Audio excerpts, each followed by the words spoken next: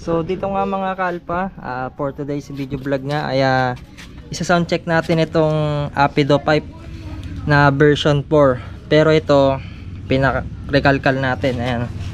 So bali ang size ng tubo niya rito ay 2 inches ito. Tapos yung lapad niya naman, yung haba ay 2.5 inches. So ito yung diameter niya ay 2 inches. Tapos itong haba niya ay 2.5. So bali pinabago rin natin yung loob nito, no.